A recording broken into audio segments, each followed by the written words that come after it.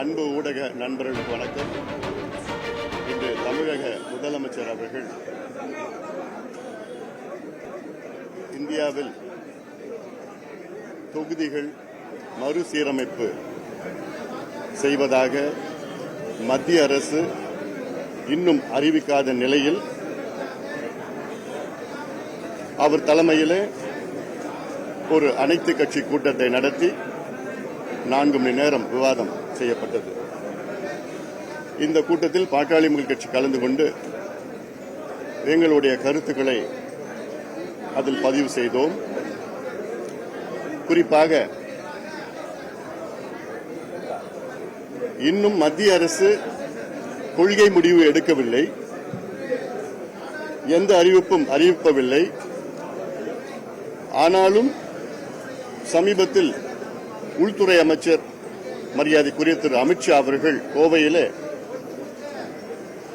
தமிழ்நாட்டில் ஒரே ஒரு தொகுதி கூட நாங்கள் குறைக்க மாட்டோம், தென் மாநிலங்களில் ஒரே ஒரு தொகுதியும் குறைக்க மாட்டோம் என்று அழுத்தம் திருத்தமாக சொன்னார்.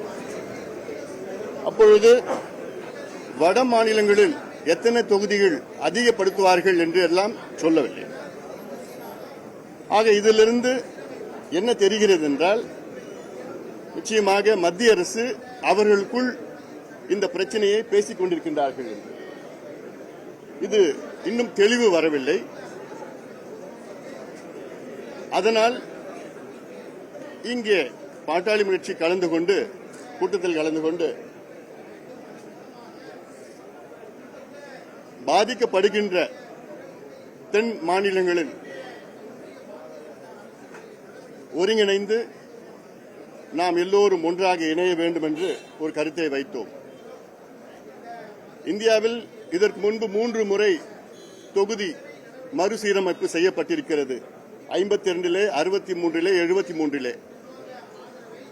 அதன் பிறகு 76 இந்திரா காந்தி அம்மையார் அவர்கள் அவசர காலத்தில் இன்னும் 25 ஆண்டுகள் மறுசீரமைப்பு இல்லை என்று அரசியல் சாசன 42வது பிரிவில் சட்ட திருத்தம் கொண்டு வந்தார்கள்.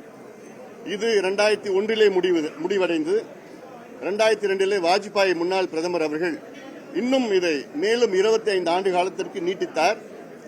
அதில் ஒரு திருத்தம், தொகுதிகள் எண்ணிக்கை அப்படிதான் இருக்கும், ஆனால் எல்லைகளை மாற்றலாம் என்று 84வது அரசியல் சட்ட திருத்தம் கொண்டு வந்தார்.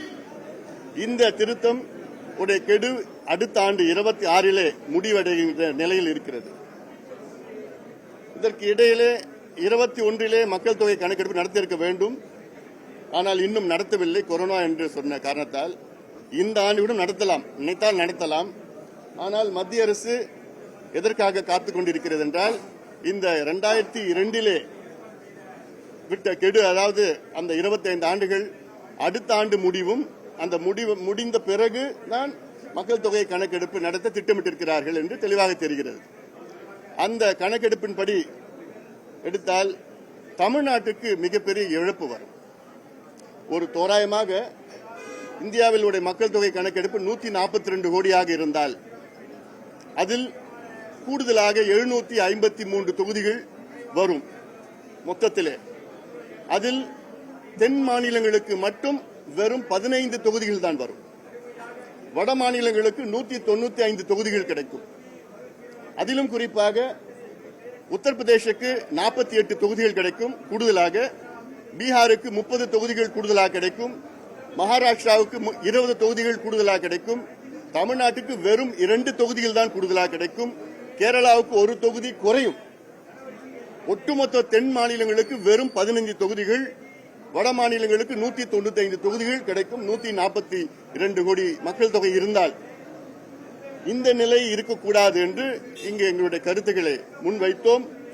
அதாவது இப்ப தமிழ்நாட்டிற்கு இல்ல மொத்தத்தில் 30 விழுக்காடு தொகுதிகளை அதிகப்படுத்தினார்கள் என்றால் தமிழ்நாட்டுக்கும் அந்த 30 விழுக்காடு எண்ணிக்கை அதிகப்படுத்த வேண்டும். பீகாருக்கும் இதே 30 விழுக்காடு தொகுதிகளை அதிகப்படுத்த வேண்டும். உத்தரப்பிரதேஷ், மகாராஷ்டிரா, கேரளா, கர்நாடகா, இந்தியாவில் உள்ள அனைத்து மாநிலங்களுக்கும் இதே அளவில் அதிகப்படுத்த வேண்டும். தமிழ்நாட்டுக்கு கிட்டத்தட்ட 71 சென்சஸின் படி அப்பொழுது 543 தொகுதிகள் எண்ணிக்கையில் தமிழ்நாடு 39 தொகுதிகள். அந்த விகிதாச்சாரம் பார்த்தீங்கன்னா 7.18% அது குறையக்கூடாது என்று நிலைப்பாட்டு இன்று அனைத்து கட்சிகளும் சேர்ந்து எடுத்திருக்கின்றோம். அது இல்லாமல் இதை ஒன்றாக நாம் அணுக வேண்டும் என்ற நோக்கம். அதே போன்று இந்த இருமொழி கொள்கை மும்மொழி கொள்கை பிரச்சனை சம்பந்தமாக முதலமைச்சர் இன்னும் ஒரு கூட்டத்தை கூட்ட வேண்டும் என்று நாங்கள் கோரிக்கை வைத்தோம். அதே போன்று முதலமைச்சரிடம் சாதிவாரி கணக்கெடுப்பு நடத்த வேண்டும் என, இதற்கு ஒரு அனைத்து கட்சி கூட்டத்தை கூட்ட வேண்டும் என முதலமைச்சருக்கு நாங்கள் பாட்டாளி முயற்சி கோரிக்கை விடுத்திருக்கின்றோம். அது மட்டுமல்ல, முதலமைச்சருக்கு ஏதாவது சந்தேகம் இருந்தால் ஒரு குழுவாக நாங்கள் டெல்லிக்கு செல்கின்றோம்.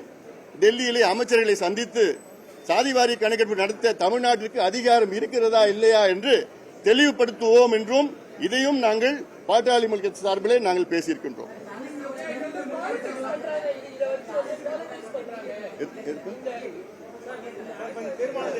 இது அவங்க கிட்ட தான் கேட்கணும். அதாவது அடுத்த ஆண்டு மக்கள் தொகை கணக்கெடுப்பு நடத்துவார்கள். ஆனால் அதற்கு முன்பாகவே இந்த 25 ஆண்டு கால கெடு முடியும். அப்படி நடத்தினார்கள் என்றால் இன்னும் மத்திய அரசு தெளிவுபடுத்தணும். ஏன்னா இதுல நிறைய ஃபார்முலா இருக்கு. ஒரு ஃபார்முலால 33 விழுக்காடு அதிகரித்தால் 721 எண்ணிக்கை தான் வரும். அப்படி 142 கோடி மக்கள் தொகையை கணக்கெடுத்தா 753 வரும். இல்ல இப்ப புதிதாக மக்கள் தொகை கணக்கெடுப்பு நடத்தா 848 வரும். இப்படி பல ஃபார்முலா இருக்கு. இன்னும் தெரியல.